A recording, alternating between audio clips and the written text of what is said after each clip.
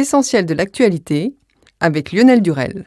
Bonjour à tous, tout de suite le journal de la mi-journée avec la rédaction de 24matin.fr. Voici les infos principales en France et à l'international en ce mercredi 5 juin 2019. Le siège de la SNCF et d'autres sites du groupe ont été perquisitionnés hier dans le cadre d'une enquête préliminaire sur des irrégularités au sein d'une filiale du groupe en lien avec le groupe américain d'informatique IBM, a-t-on appris ce mercredi de sources concordantes. Entre 2009 et 2011, la SNCF et IBM avaient scellé un partenariat informatique qui devait permettre de réaliser des économies et d'augmenter le chiffre d'affaires du groupe ferroviaire. Les perquisitions ont notamment eu lieu au siège du groupe à Saint-Denis ainsi qu'à Lyon, selon des sources proches du dossier. Europe Écologie Les Verts compte remporter les mairies de plusieurs grandes villes comme Paris, détenues aujourd'hui par Anne Hidalgo, Nantes, Rennes ou encore Toulouse. Lors des municipales de 2020, indique le leader du parti écologiste Yannick Jadot dans un entretien au Monde ce mercredi. À Paris, c'est David Béliard, le chef de file du groupe Europe Écologie Les Verts au Conseil de Paris, élu samedi tête de liste pour les municipales, qui mènera le combat.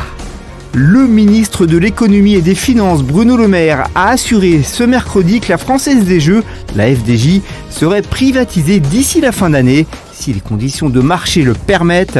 Sur BFM TV et RMC, le ministre a expliqué avoir engagé des recherches de banquiers conseils pour pouvoir lancer cette opération de privatisation de la Française des Jeux d'ici la fin de l'année. Le Suédois Lennart Johansson, ancien président de l'Union européenne de football, l'UEFA, de 1990 à 2007, est mort à l'âge de 89 ans, a annoncé aujourd'hui la Fédération suédoise de football. Né dans une famille d'ouvriers de Bromma, une banlieue de Stockholm, coursier à 15 ans dans une société de travaux publics dont il dirigera ensuite le conseil d'administration, Lennart Johansson avait débuté sa carrière de dirigeant sportif dans les années 60 dans le handball. En bref, et dans le reste de l'actualité, le cardinal australien George Peel, 77 ans, ancien numéro 3 du Vatican, a contesté aujourd'hui en appel sa condamnation à 6 ans de prison pour des agressions sexuelles contre des enfants de cœur en 96 et 97, des faits qualifiés de bizarres et impossibles par la défense. Aux États-Unis, un père a sauvé sa fille en frappant un requin à coups de poing à 5 reprises et en pleine face pour le forcer à lâcher. Malgré tout, l'adolescente a dû être amputée d'une jambe et ses mains présentent de sérieuses lésions. En sport, Emmanuel Macron a décerné la Légion d'honneur aux Bleus, champions du monde de football 2018, et au staff de l'équipe de France lors d'un rendez-vous fixé à l'Elysée. Le chef de l'État a fait un discours durant lequel il a expliqué « Vous avez rendu fier tout un pays parce que vous avez gagné ensemble, parce que vous avez marié l'excellence individuelle avec le sens irréprochable du collectif ». De retour au premier plan à Roland-Garros, Roger Federer s'apprête à défier Rafael Nadal vendredi pour une place en finale après sa victoire fabuleuse hier face à Stan Wawrinka. Interviewé après son match, Federer a expliqué avec beaucoup de lucidité « Tout match doit être joué et tout est possible contre n'importe quel joueur, même contre l'ogre Nadal. Sinon, ce n'est même pas la peine de regarder le match. Je sais que ça va être difficile, mais on ne sait jamais. Il sera peut-être malade, il y aura peut-être du vent, de la pluie, des interruptions, et je peux très bien jouer et lui non. Je viens de remporter 5 matchs pour être là, donc je suis satisfait, a glissé, non sans malice, l'élégant Helvète.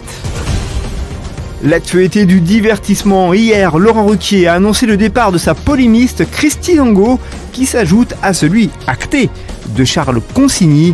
Il a également fait une nouvelle confidence dans un tweet, puisqu'il a précisé que la formule dont n'est pas couché ne proposera plus de chroniqueurs réguliers et en duo, mais des polémistes différents chaque semaine.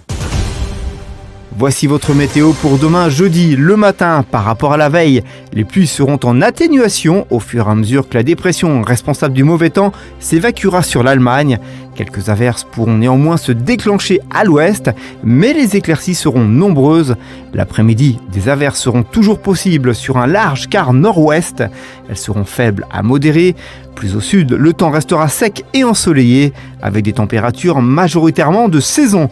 Pour ce qui est justement des températures, vous aurez le matin de 10 petits degrés à Brest, Orléans et Toulouse, à 18 pour Nice, 12 à Bordeaux et Paris, 14 à Strasbourg, 15 pour Marseille. Ce journal est terminé, merci de l'avoir suivi.